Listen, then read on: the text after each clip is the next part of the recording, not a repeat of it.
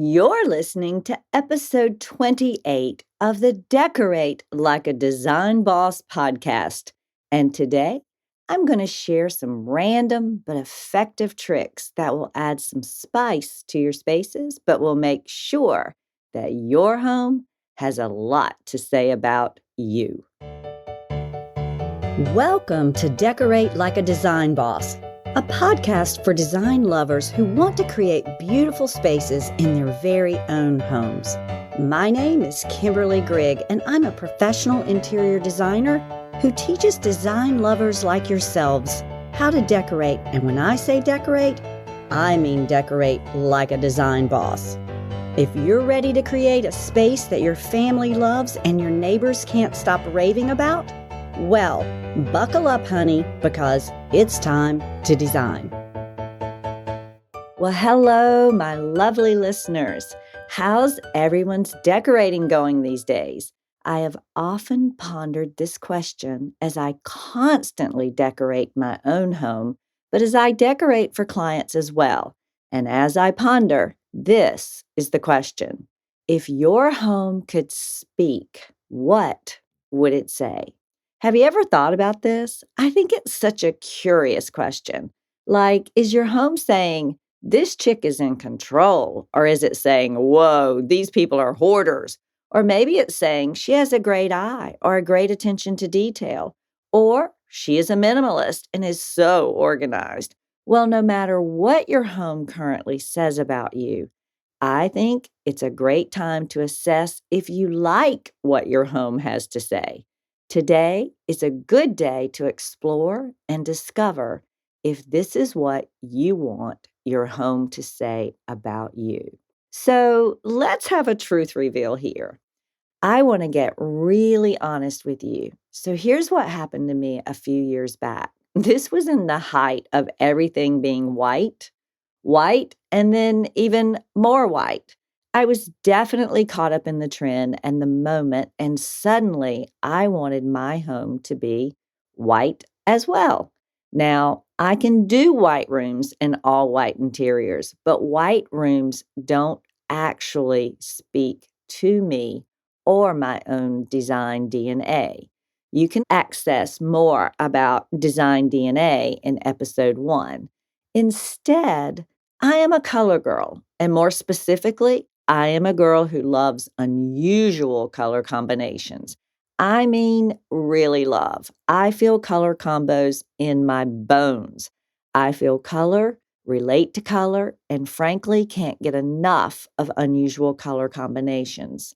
But I was swept up in the white moment, and I proceeded to change my foyer, my main very center of the house room, which is my living room, my hallways, and my kitchen. They all became white. Of course, I added texture and all the things that you do to create magnificent white rooms, and the result was certainly pleasant, and actually, it was really beautiful. But I was merely following a trend and not my heart. And every time I walked in my door, I felt like I was living in someone else's white home. I spent a lot of money on draperies, reupholstering my sofas and furniture, painting some of my pieces of furniture, and so on it goes. To be fair, many would have walked in and said, oh my God, this is beautiful. But to me, it just wasn't. Now, many of you know, and if you're a designer, you probably do this in your own home, but my home is my laboratory. So I do make changes often. So I consider this my all white phase. Now, if you're into white, I disclaim this. White is beautiful to many people, and to many people, it is their design DNA. It's just not mine. It didn't suit me, and I couldn't wait to get rid of it and bring color back into my life. And I did it in full force, and I'm so much happier. So when you're making sure that your home speaks you, then please avoid following trends and use colors that truly resonate with you. In fact, take the design DNA test and see what really resonates with you. This is the number one key in making sure that you like what your home is saying about you. And you can find that test in episodes 1, 2, and 3. So here are a few other things that I think make your home yours. First, I like to encourage you to have a signature scent and change it with the seasons. I love for my home to smell a certain and distinctive way, and I'm here to tell you, smell creates a sense of memories in a very big way. So, a fairly easy thing to do is fall in love with a candle scent that you like, and I mean really fall in love. Then buy the scent, buy the case, and then burn the scent or use the scent if you're more of a reed and oil kind of girl. Use it throughout your home. I've had people say to me, "Your home always smells so good." I make sure it's a scent that I love walking into. I encourage you not to burn different scents throughout your home, but choose one that you really love and burn it consistently in your spaces. This will create a signature fragrance and make it all the more special. I also change out my scent 4 to 5 times a year with the seasons. I love a clean, fresh scent in the spring, leading to more of a grassy summer scent. I spice it up a bit in the fall, and in winter, I love a rose floral. And I love a balsam scent during the holiday. My third tip is to make your foyer meaningful. The foyer sets the tone for your home. Make sure it is impactful and functional. You can incorporate things like using interesting objects and accessories that you're in love with. If you love pottery, then buy the most beautiful pottery bowl or tray from a favorite artist and use it as a key holder upon entering your door.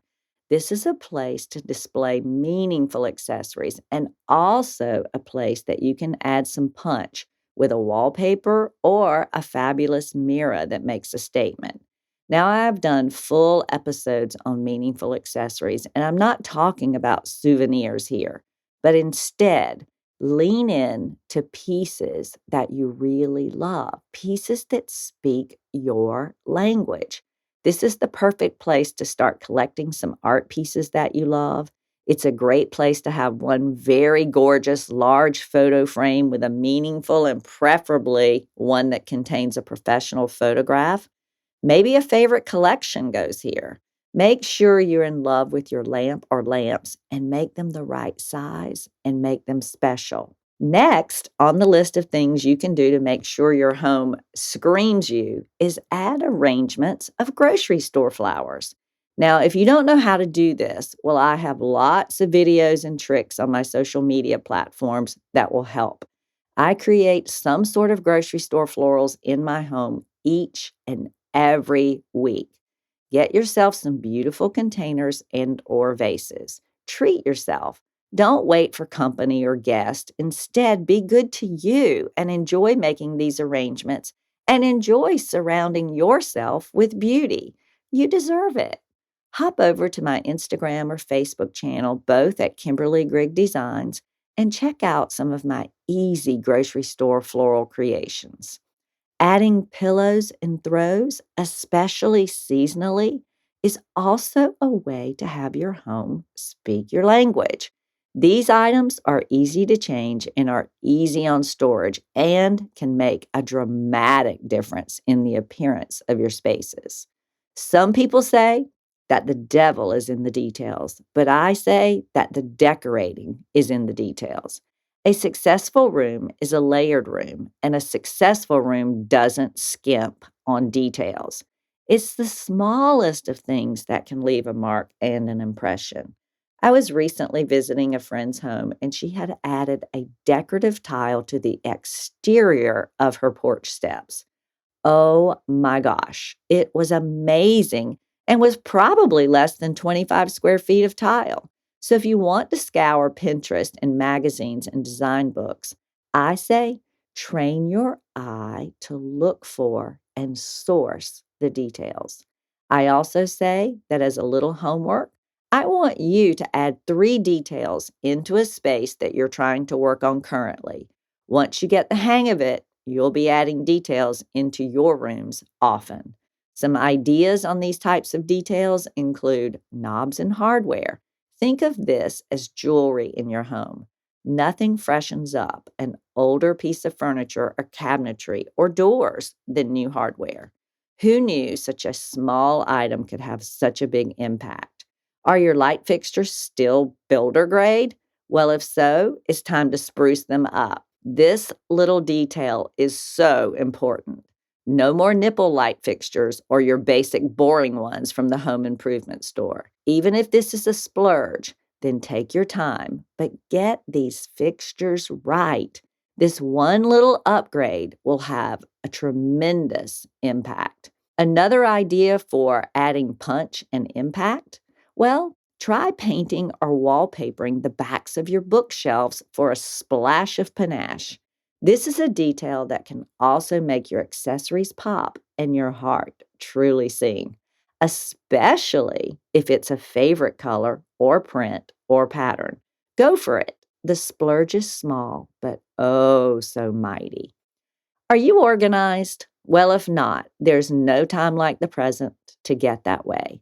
I can name 1,000 reasons why organization is a key to a successful home, including that you feel more together, in control, and an organized home promotes a harmony and beauty in and of itself. When you organize your home, you're letting your home speak your language.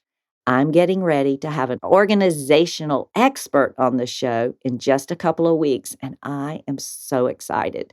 She has empowered me to tackle my own organization issues, and I am a few rooms in, and I must tell you, I'm amazed at how good I feel about my spaces that are decluttered and are now finally organized.